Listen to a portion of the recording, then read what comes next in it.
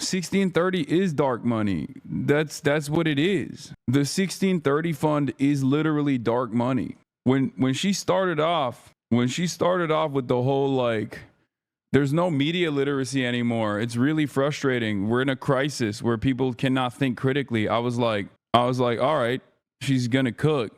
Oh my God, I hate that this story is like still. I'll be honest, I'm annoyed that like the whole Wired magazine article has, like, the Wired magazine article was not like as big of an explosive bombshell as like how annoying the backlash has been to just regular ass, normal ass journalism from liberals. It's been incredibly disappointing to watch a bunch of people just like actively attack the person who wrote the article rather than like the actual information that's in the article.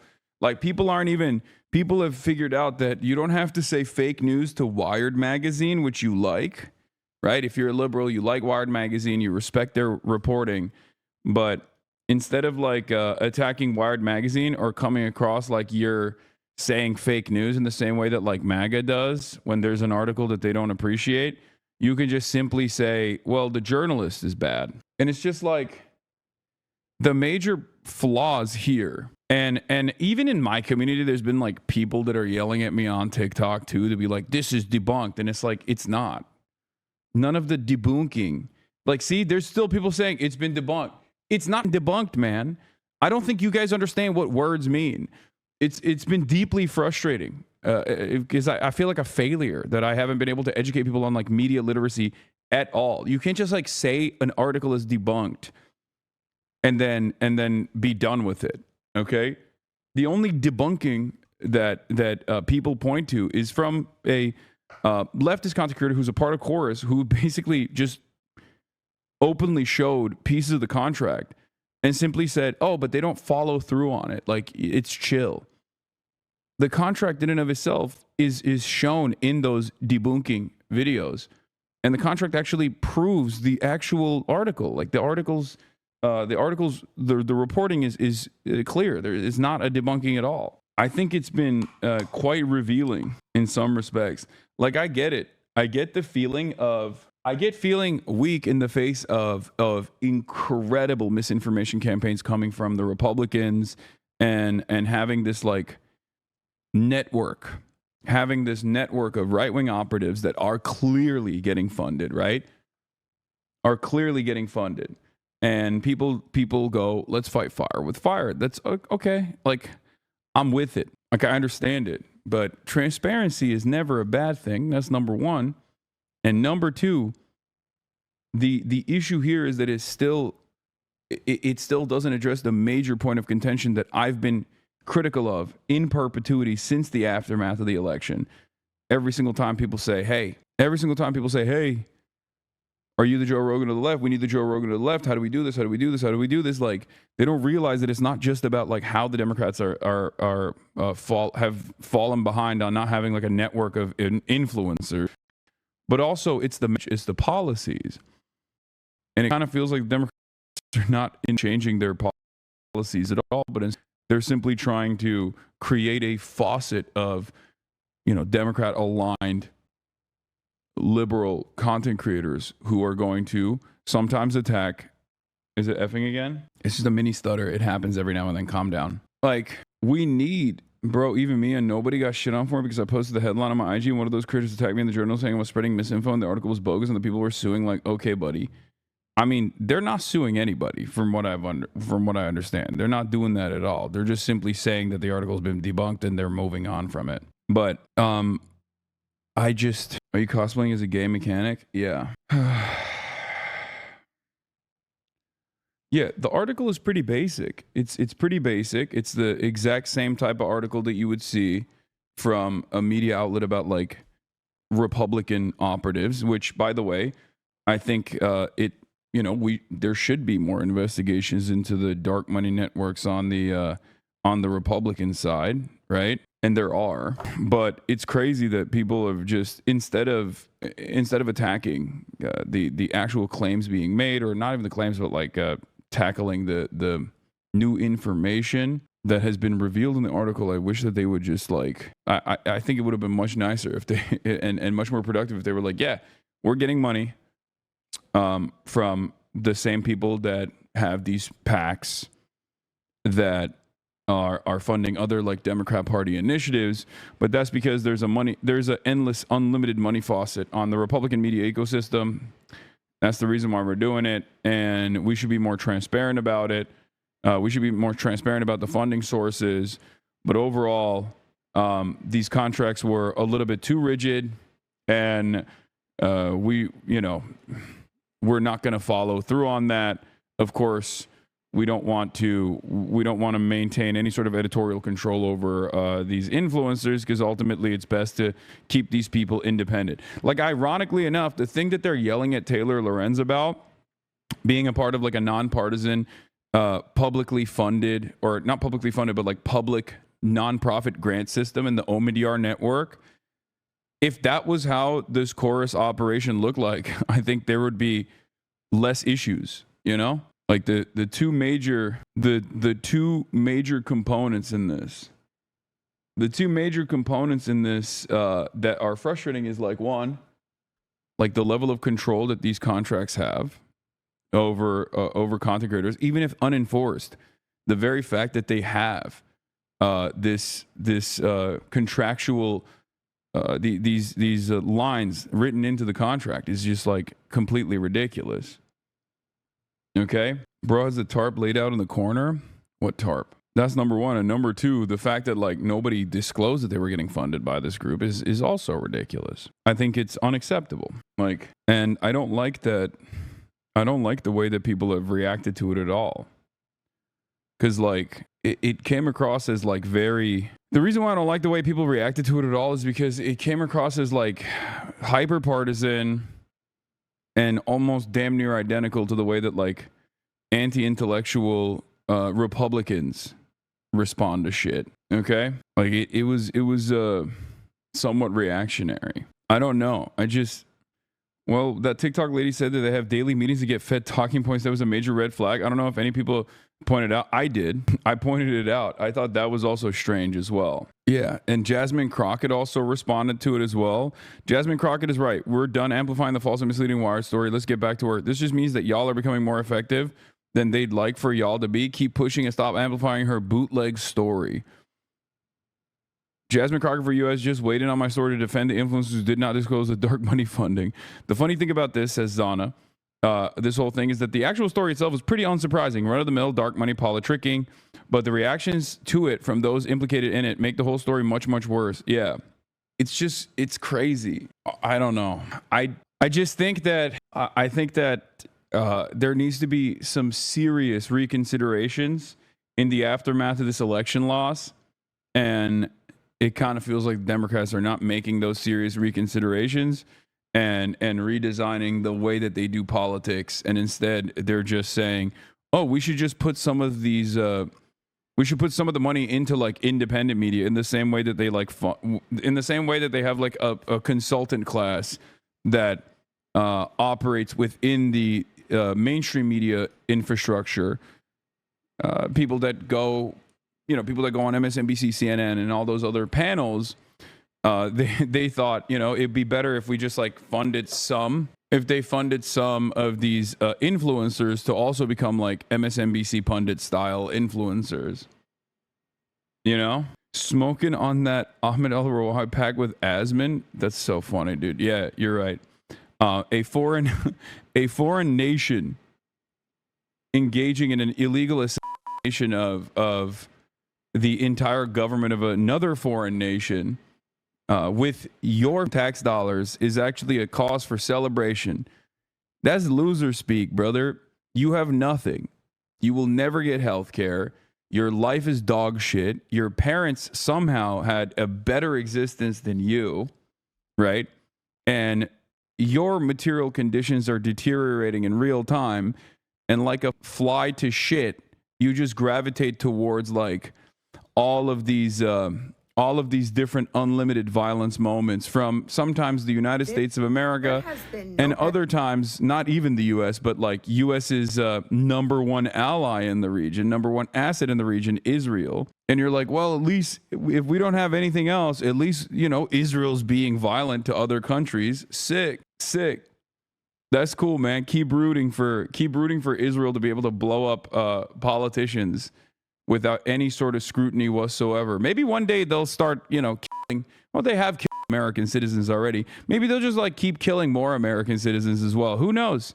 They're just unrestrained. They can do whatever they want. They're unaccountable anyway. One must ask the question, like, how much has your life improved since then? Has your life improved at all? Or are things getting worse? God, Republicans are so stupid, man. Just actually so stupid. They don't care. They just want your attention because you always give it. Okay, you got my attention, but your life still sucks, you know?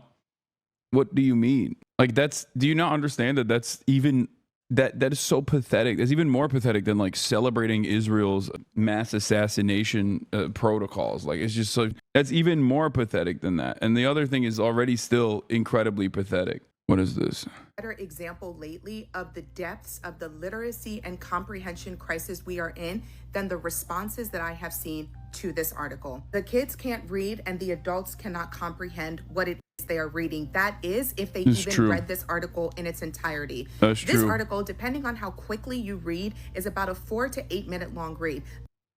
What the hell? Did I just lose internet? No, it's the Chatterino that got busted for some reason. Or wait, no, did I lose internet? What's happening? What's going on? Oh, uh-oh. I'm still here. Uh-oh. What the hell? Can you guys see me? Can you guys hear me? Or am I frozen? Oh, you guys are saying yes. Okay, it's literally fine. That's crazy because my internet is just, it seems to me like the internet's gone. And I'm glad that you guys can see and hear me, but I don't have any, what the hell's going on?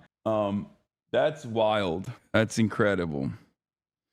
It's not even Michigan internet, chat. It's the bag. I'm using the bag right now.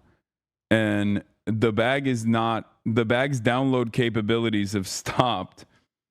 But at least there's still upload, I guess. So that's cool. So at least you guys can still see me for now. Michigan internet is better than LA internet. I don't know about that. I'm gonna be honest with you. I don't think that's the case. Okay. I've been all around. There's yeah, my upload is still consistent. Download has been completely cooked. No download whatsoever. And I don't know what it is. Download being before upload is the first? No, it's because I'm using the backpack. I'm using the backpack, and the backpack itself is just ass. Use your iPhone to stream, Haas. I can't. There's issues. Restart stream? No. I'm not going to do that. But what I'm going to do is probably reroute it for a second and then try to stream off of maybe not the backpack, but the hotel room Wi-Fi again if this problem persists. Come on, just give me some goddamn download. Please. Are there issues with download on the backpack? Right now I have upload, but no DL. It's strange using the router function for stream.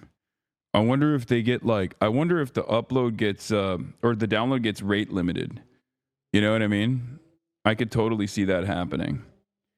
Like maybe they just rate limit the download because they're like, this is a backpack for live streaming. Why do you need so much download? So like it got to a point. I love hearing his inner monologue. It's not even. IT is getting PTSD from Hasan's explanations. Yeah. Let's see. Now the DL is cooked on the backpack. Where are you at? Aren't we leaving soon?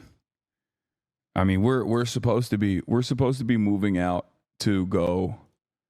We're supposed to be moving out to go and link up with the mayor in a second. So, oh my God, I'm so annoyed, dude. God damn it. I can never do anything. I can't do shit up in this. God damn. Every single time something has to suck dick and ass. Ay, ay, ay. I can't even. All right. I'm gonna swap it again. I'm gonna swap it one more time. Jesus Christ. I'm gonna swap it to the BRB screen and then reroute the internet to the hotel internet with the hopes that it actually doesn't. With the hopes that it actually works better now somehow. We're on a dream. It's just it's a dream, but hopefully it'll work. Okay, chat. Just hold on one. What? Yeah. The backpack stopped working now. So now it's just. The backpack router download stopped working. All right, I'm back now, and I'm using the guest Wi-Fi now. So we'll see. We'll see if it works. But anyway, just all right. Bye. Can you ask the hotel to give us like at least? All right, never mind. Get your own modem router and T-Mobile home internet, dude. I already have that. That's what I was using as a backup, as a failsafe, and it failed. Anyway, now we're on now we're on the hotel Wi-Fi again. So hopefully it'll work.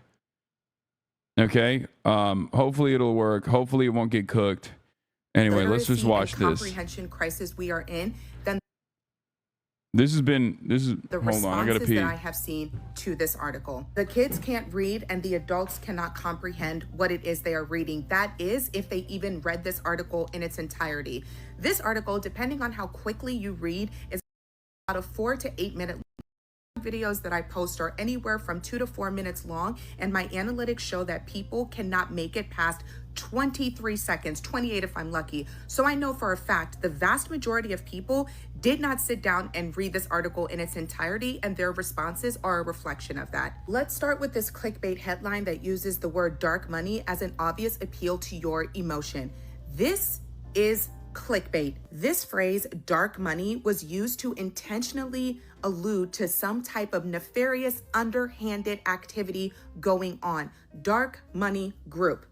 Focus on that. Let's go look at quickly what dark money actually is. You're an adult, you can read. Actually, let me just read it to you. Funds raised for the purpose of influencing elections by nonprofit organizations that are not required to disclose the identities of their donors. Taylor knows the organization she's talking about. Chorus and the 1630. She could have easily put that in the headlines. Chorus and the 1630 are secretly funding high-profile Democratic influencers, which we'll get into the rest of this. She could have put that in the headline. However, she knew dark money would be a clickbait headline to get you to click on the article. Wait, what? But that is what it is. Wait, what the hell? I thought this person was like making a reasonable criticism. 1630 is dark money. That's what it is. The 1630 fund is literally dark money. When she started off with the whole like, there's no media literacy anymore. It's really frustrating. We're in a crisis where people cannot think critically. I was like, all right, she's gonna cook. Because you do not know something exists does not mean it is kept from you. The sheer magnitude of information that is out there readily available at your fingertips, but some of y'all do not take the time, care, or energy to go out and research. The depths of all of that could fill an ocean. Several, in fact. Let's move on to the byline. All they have to do is keep it secret and agree to restrictions on their content. If you are not a content creator or an influencer and have never signed on to an agency to be a part of a cohort or signed on to some type of brand deal, this is going to sound especially heinous to you. However, these are part of the restrictions that several... Yo, that's crazy. Yes, if you're doing... Yes, for example, as someone who gets sponsorships from video game companies, there is a level of editorial control, but it's completely public. You have to say #ad. You have to disclose that you're sponsored by the company that's sponsoring you. When it comes to political advocacy, it's in a murky territory, so there's no legal obligation. Okay?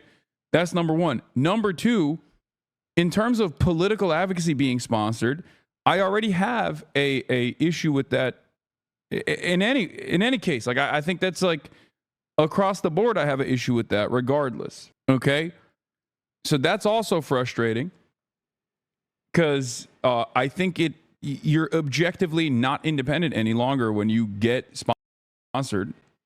If a sponsor has like any sort of editorial control over it, I don't understand Like, this doesn't debunk. Every single debunking of the article that I've seen is not a debunking at all. I know it's effing a little bit, okay? It's just going to be in and out.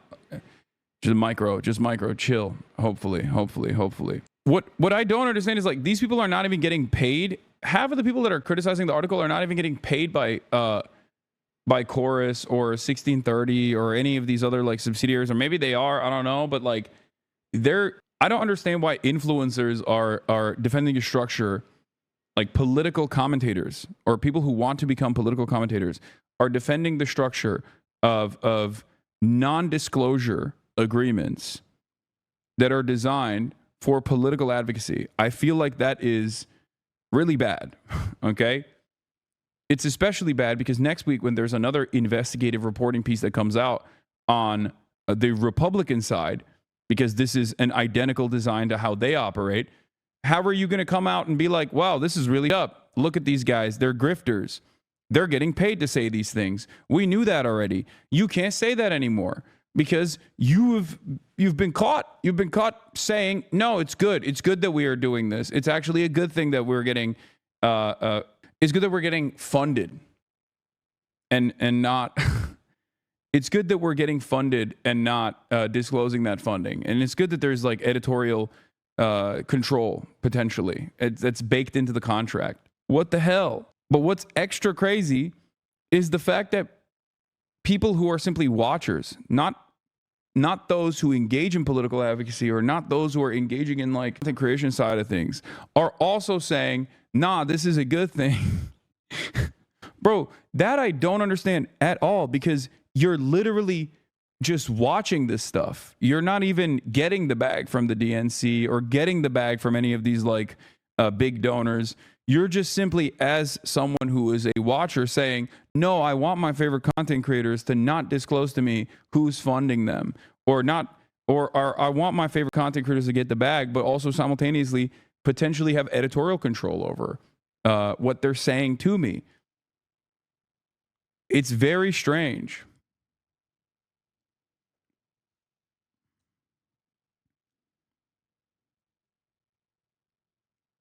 Like, it's extra strange. It's extra strange when it's actually a watcher who says, no, this is a good thing. Us, when we sign on to do certain things, there are restrictions and requirements in those clauses as part of being a part of that brand deal. This is not nefarious. This is what plenty of you also sign on to as it pertains to your job. In the article, she name drops several influencers repeatedly. However, she never once disclosed who in particular these specific influencers are who even signed onto this contract. She references a group chat that these influencers were on, who were reached out to by Chorus, but it was never disclosed in the entire article who actually signed on to be a part of Chorus. She is floating the names of all of these influencers without providing you a single shred of evidence that any of them are a part of the Chorus network or the 1630 network. In this article, she says the faces of several well-known influencers were featured prominently on the Chorus website beneath the giant donate button. Who, Taylor? Journalism, accurate journalism, good journalism, journalism with a level of integrity would have included either a screenshot of these influencers or their names. She includes neither, but instead... Wait, what? It's so... Like, good journalism would...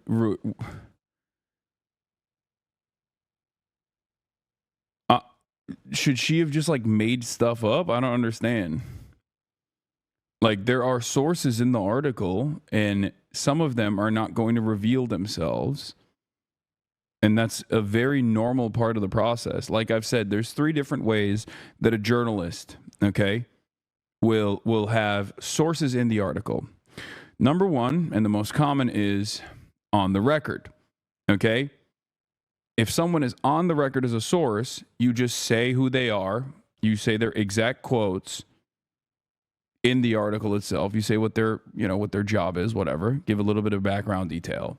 The second is off the record, okay, where there is a level of anonymity There is a level of anonymity afforded to your source. Okay? Now, when it's off the record, you can still sometimes offer additional details to showcase the credibility of the source that you spoke to say, like, this person is knowledgeable because of A, B, C, or D, right? And then the last one is on background. Okay? This is journalism 101. On background means that you can't reveal any information about your source. Some people are worried about financial, or even in certain instances like criminal repercussions, and like a violation of an NDA or something. So like they will give you information on background. Now, on background information is important because it's important for the verification process. Okay? It's important for the verification process. So it gives you additional information about the story that you're writing. Okay? You understand it well, Hasan? I am a political commentator for the past 12 years professionally, and also wrote for the Huffington Post, a contributor back in the day as well. Like I of course I understand this process. I didn't study journalism in college, but it was a part of it. It was a part of my academic journey. Okay? This is pretty basic stuff. I'm a poli-sci major. I'm a comms and communication major. It wasn't journalism, but I learned about journalism as well. So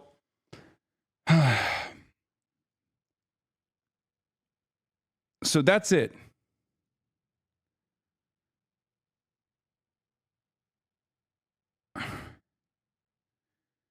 You can offer anonymity.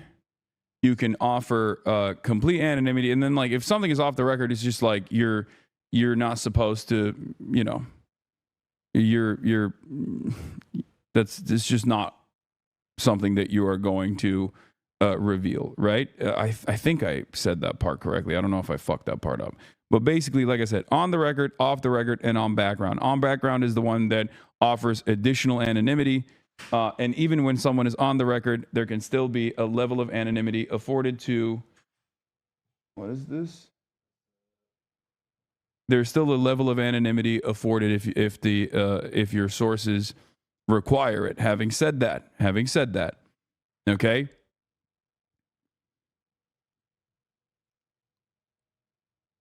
All of that is still privately investigated in a regular news outlet by the editorial team and fact checkers and even sometimes the legal team. Okay? So it's not just like someone writing fake bullshit in an article, because otherwise then this outlet would lose their credibility. Okay? This outlet would lose their credibility. They could potentially get sued. There are major repercussions for just like faking information. You kind of, it's no longer connected to that, so you can pull it out. I think it's connected to the charger, though. The charger is connected to the mount. So the reason why Taylor didn't like reveal who the sources are is for multiple different reasons. It could be because, no, not even unless you're Fox News. Even Fox News doesn't do this. This is pretty basic. Okay, this is basic shit. Fox News' actual, not editorial team, but like Fox News' actual news team will also do this. It's just basic journalism 101. So they have fact checkers themselves. They have a legal team themselves. And they absolutely will get quotes. They will get background information about whatever the fuck they're covering. And they won't always reveal it, because sometimes your sources don't want to reveal themselves. Sometimes your sources don't want to reveal even what their job is, right? So on background is even different than like an anonymous on the record quote. On background means you're just getting additional information to put the story together without revealing anything about your sources, even though that information will be sent to the editorial team. That information will be sent to the fact checkers. So it is on them to ensure the veracity of the information that is presented. It's So it doesn't make any sense for her to be like, why aren't you revealing who these people are? Again, appeals to your emotion by allowing you to think that the people she named earlier that she referenced in a private group chat signed on to Chorus and the 1630, but has provided zero evidence. She only brings up one person, and the person she addresses is not even on their website. She asked for her image and her name to be removed and no longer used on fundraising purposes. If this was such a secret, nefarious, dark money organization, why is all of the information about them available? Why can you hop online? Does she not know what dark money is? I don't think she understands what this word means. Okay? Let's explain something. A dark money organization can still, it's still a public organization that you know exists, like super PACs, for example. Okay? The part of it that makes it dark money is that the funders are not disclosed, like the actual major donors are not disclosed. So once again, this is relying on the audience that's receiving this information, not knowing the difference, and therefore, go back. She describes what she thinks it is. Yeah, that's not saying 1630 Fund is a dark money organization is not incorrect. Okay, here, let's go to open secrets. This is basic stuff. All right. Dark money refers to spending meant to influence political outcomes where the source of the money is not disclosed. Okay? Dark money makes actions. PACs, politically active nonprofits such as 501c4s, are generally under no legal obligation to disclose their donors, even if they spend to influence elections. When they choose not to reveal their considered dark money groups. Okay? She read this, bro. Okay. I don't understand why she is just like saying like, this is not a dark money. This is out and about. You can know what the name of the PAC is. You can know what their political advocacy looks like, but you just still don't know who's funding. Opaque nonprofits and shell companies may give unlimited amounts of money to super PACs. While super PACs are legally required to disclose their donors, some of these groups are effectively dark money outlets when the bulk of their funding cannot be traced back to the original donor. That's it. And find all of this information that she is in the article. Let's go back to her byline. An initiative aimed at boosting Democrats online offers influencers up to $8,000 a month to push line. Hold on to that. To push the party line. Creators in the program are not allowed to use any funds or resources that they receive as part of the program to make content that supports or opposes any political candidate or campaign without express authorization from Chorus in advance and in writing per the contract. If Taylor has no evidence of content creators and influencers who have signed on to Chorus, where is the evidence that these content creators and influencers are creating content that toes the party line? Where is the why? Okay. Once again, it's in the contract. It is a part of the contractual obligation. And as far as I've seen, no one has actually discredited the veracity of these. They're not even claims. The veracity of these statements. Okay. Like this is like, that is just reading the contract. And then instead of just like uploading the contract itself, because in many circumstances, I mean, you don't do that. You don't just like that's not journalism, right? Journalism isn't WikiLeaks. I mean, WikiLeaks is journalism, but like journalism isn't always just done like WikiLeaks, where you find this evidence or you find this like legal contract and you just like upload it in full. Okay. Journalism is reading the contract, making sure that it's actually a real contract by going to other sources and then figuring out if they've had similar contracts that look exactly like this one, taking it to your editorial team, taking it to your fact checkers, having them go through it, having your legal team go through it, and then writing about the most interesting parts about the contract in the article itself.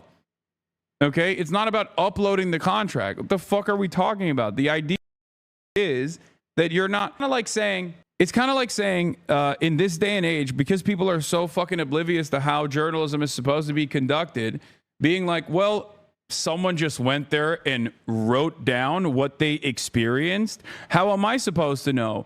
Pixar, it didn't happen.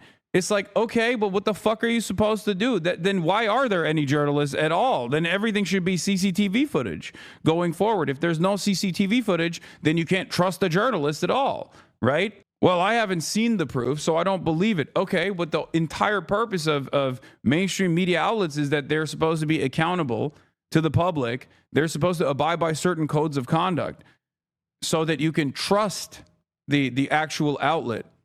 So you can trust the veracity of their reporting, the accuracy of their reporting. I basically described all of this shit when even talking about the New York Times the first time I looked at this video. And it's so crazy that people just simply said this was a debunked article and Hasan is fucking stupid for just reading it without exercising any scrutiny whatsoever towards this thing. I genuinely don't understand how much we have succumbed, even on the left flank of American politics, to anti-intellectual thought, to just totally dropping any notion of what credible reporting is supposed to look like. All you got to do is like attack this person, and if they have enough enemies, if they're, if they have a decent amount of enemies, you can like very easily do so. You didn't critique it because Taylor is your stand and you want the ego stroke according to the left. Yeah, that's psychotic. There are plenty of journalists that uncover information about shit that I think is worthy for the public to know. Matthew Petty is a great example of this. Like, I mean, he wrote for Reason magazine, right? That's a libertarian magazine, but he uncovered, alongside Brace Belden and some other people, these emails between Jeffrey Epstein and like former Prime Minister of Israel Ehud Barak. These were hacked emails. They revealed it and they talked about it. And I don't agree with Matthew Petty's worldview, but it doesn't fucking change my mind about the accuracy of his reporting, right? It's so stupid. I'm standing on the principles that I abide by, the principles that I believe. Here, Emma's right. Wired has been one of the most reputable outlets in 2025, breaking major stories about Doge. Oh shit! Oh, it's upside down too. The moment. Oh no. Oh fuck. Okay, we gotta swap it. Shit. God damn it, dude. What the fuck's going on? My life is in shambles currently, chat. I'm not gonna lie, it is not good. Yeah. One of the coffees that I had just fucking fell and flipped. I don't even know how that's possible. No, not yet. Hold on. I'm gonna flip it right now. Okay, you can take it now.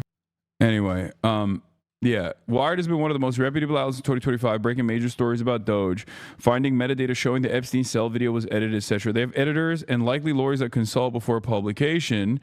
Gonna need a better excuse than fake news. And that's exactly in the beginning.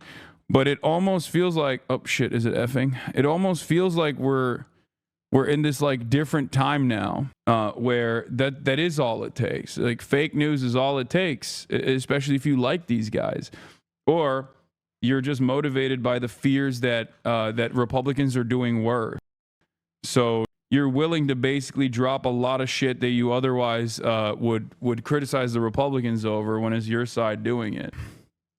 Chorus complained and Wired still didn't issue a correction. That says it all. Reporting like this requires extensive due diligence. Where's the media literacy on the liberal side? Maybe because their favorite creators don't exactly teach critical thinking. Chorus reached out post-publication and Wired has not issued a single correction or retraction to the story.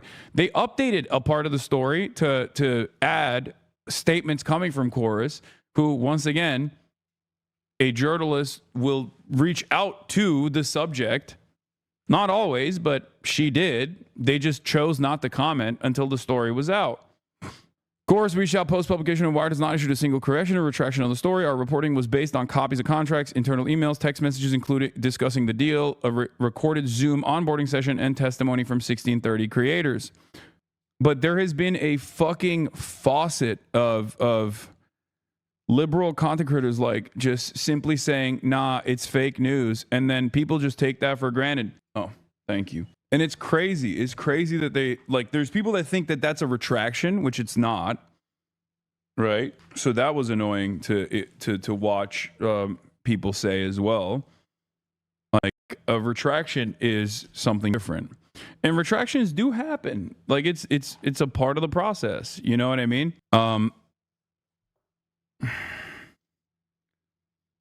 You see the Pod Johns getting into it and defending it with Emma? Yeah, I did see that.